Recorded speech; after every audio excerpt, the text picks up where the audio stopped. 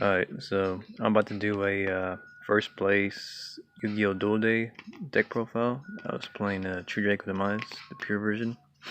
Um, it's a little late, but I forgot to upload it like weeks in advance, so but I'll upload it now. Alright, so I played the 42 card deck.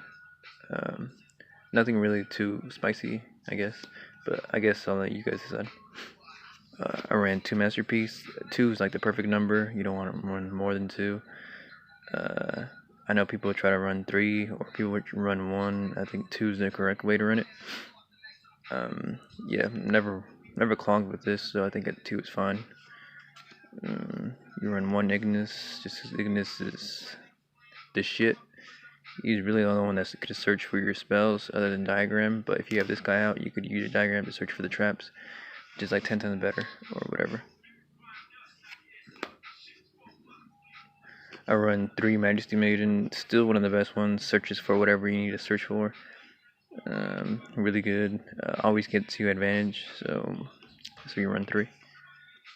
And that's it for the True Draco monsters. I guess for the spicy tech, this is not really spicy because people have been playing it, but it's really good though. The Mono Iwato, it's pretty good though. Like, you summon this on a full pendulum board, and it shuts down their whole deck. Not their whole deck, I mean their whole field. And you just go ahead and do your plays without having to worry about odd eyes or whatever, or anything really to disrupt. The only thing that sucks is that if they have like the time pendulum graph, the trap card, they could pop it away and just wait for the right time, and then you're kind of in a bad situation. But this also helps, like if you're going first, you summon this and you do your plays or whatever. Uh, yeah, you do your plays and they can't ghost over you, they can't draw lock you, they can't ash you, anything. So really good. I only run 2 because I don't want to clog. That was good.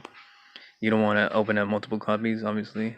But yeah, it's 1900 reader, so if you're not using it for the fact that it's still a free normal summon without having to tribute anything, just get over shit. That's it for my monsters. I run 1, 2, 3, 6, 8 monsters. Now for my spells, I run 3 diagrams. This is staple. Card's probably gonna get hit next ban list. Terraform, another good candidate. You gotta run 3, max consistency. 3 card Demise. This card's really good. Without this card, I don't think the deck would be as good, or as functional, or as consistent. But yeah, you run 3. These are the OG ones, so you gotta keep it OG. 3 pawn dualities. I know some builds that run 2 because they don't want to open up multiple, but I think this card helps so much. It helps fix those bad hands. Like if you ever have to have diagram and you gotta do those awkward pops, this card helps refresh it, make it a little bit better. So yeah, that's why you run 3. I run 3 each of the Draco continuous spells. Just too good. Helps you recycle, get back in the game. This one time multiple times I drew 3 out of these. And people don't know that in the mirror match, if you pop one of their monsters or their spell and trap gets destroyed or whatever, you draw because it doesn't specify from your side of the field. So it's really good. Put 2 Pot of Desires. I know some builds that run 3, some builds that run 1. I think 2 is like the perfect number, although I hate Pot of Desiring into another Pot of Desires. Just hate it so much. Sometimes late in the game when my deck's pretty low, I use Diagram and pop this just because I never want to mill out. Stormforce I still think is really good. I know some decks that topped. I seen the deck list on TCG Player that wasn't running up Stormforce, but I think it's really good. I mean, especially if you combine it with a Diagram. To activate Diagram, chain this, Diagram, pop this, so you get to tribute a monster and search for a monster, and then tribute their monster to summon the monster you just search for. So it's free. So really good. And that's it for my spells. I'll go for my traps. I run 2 waterfalls. This card's really good. It helps fix those hands that you don't draw any monsters, or just helps you net advantage by sending a worm type or worm types from your hand or field to the graveyard and draw +1. So if you send one, you draw two. So it's a pot of greed essentially. And usually it's a good candidate when they try to pop it, and you just chain it. It's really good. Uh, but I might just because I don't really like having conflicting cards in deck, like Iwano, that's already kind of bad by itself. This one's it's not horrible by itself, but it doesn't get you that stun to the deck that is infamously known for. So I don't know. I might cut it down to one, but we'll see. Two is fun though. I ran a two anti-spell fragments. I'm thinking about bumping this up to three, just because Pendulum Magicians are pretty good right now. I might cut one waterfall, and I might just run three. But I think two is fun right now. I'll run two Monarchs Erupt.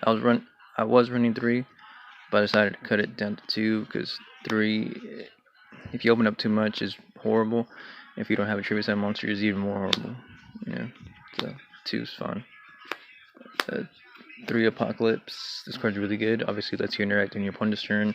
Cuts monsters attack in half. This card's won me multiple games against Chaos Max, the Blue Eyes Chaos Max deck. It activated this during the damage step. It doesn't target or destroy anything, so it just cuts their attack to 2000 or whatever. It's really good. So run three. Discard for obvious reasons, helps you net advantage, bring back from the grave, a masterpiece from the grave, defense mode with the big booty, and then bring back another monster during your turn, and it's so good. One Solemn Judgment, this is the only one that you really do need. You don't really care if you don't really care to run the Solemn Warning, just because your deck doesn't really care, because your deck sends enough to do it. This card though isn't out to evenly match, so that's why you run it. It's really good. One Imperial Order, because it's at one and it's really good. One Skill Drain, just because obvious reasons. You don't need to have a tribute monster to activate it. And if you already have a masterpiece with trap and monster immunity, this card is just skill drain for your opponent, really. So, but that's it from the main deck, 42. We'll go to my side deck. I ran 3 Ghost Tugger because I don't like being fully comboed off from the Pendulum Magician board, so that's why you run 3 of these. I don't have Ashes, but in this format I don't think I would run Ashes. I would run this because you want to get rid of the Electrum Light or whatever his name is. So you run 3 of these. Yeah, it hits a lot of decks right now. It's even good during the mirror match. If they ever try to go Heritage to draw for 3 or Diagram, and you know it's the last Diagram or whatever, you activate this, and they're in a bad position. You're in a good one. So you run 3 of those. I run 3 Twin Twisters. The reason why I run 3 Twin Twisters is because I don't know, like even though True Draco is live and Pendulum Magician is live, I still think Twin Twister, you get more bang for your buck. Even though you got to discard one, you get rid of 2. So essentially, you want to get rid of their hidden face downs. You know, you never really want to get rid of their face up Pendulum Magicians or their Heritages or anything like that. But yeah, I mean, with this, you could hit like a Solemn Warning. You could hit Floodgates, which is really good, which is essentially what people tend to side against you or in game 2 or whatever. So I think 3 Toaster is really fun. I don't know if I would switch it to Cyclones though, so we'll see. When run Rogeki, obvious reasons, going second, destroying their board. This card's underestimated in the mirror match for Draco because people like to make the trap and monster immunity.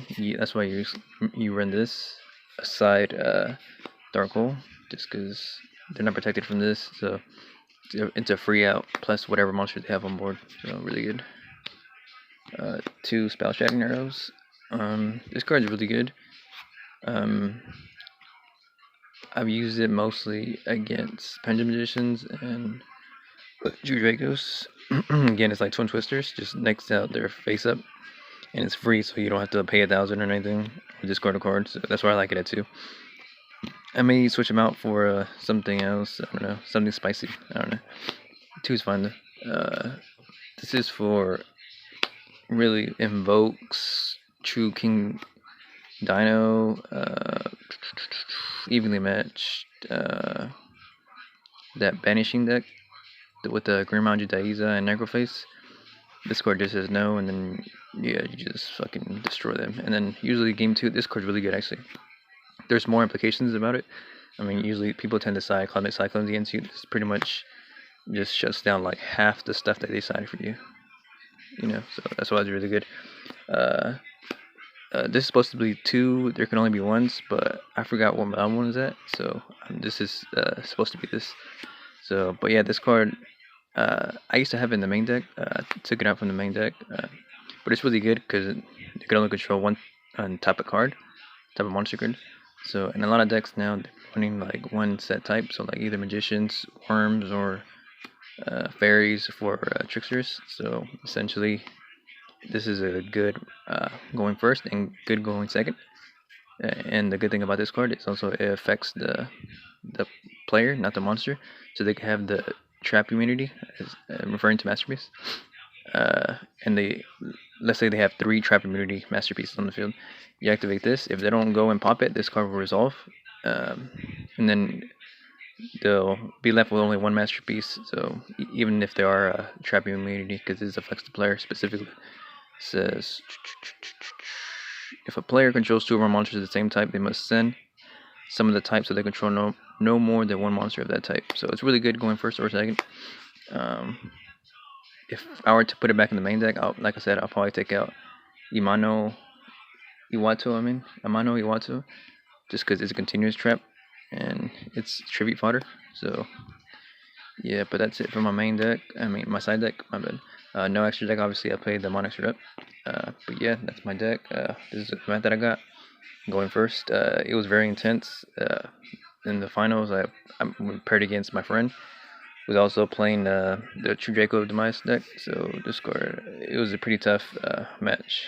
I think we ended up going in tiebreakers and stuff like that towards the end, because with the opponent's game winning percentage and their opponent's game winning percentages and our game winning percentages, and yeah, cause we drew at the end, so it was intense. He was kind of salty at the end, but I was like, it's fine, dude. I mean, you know, we can't all be good like me. All right, peace.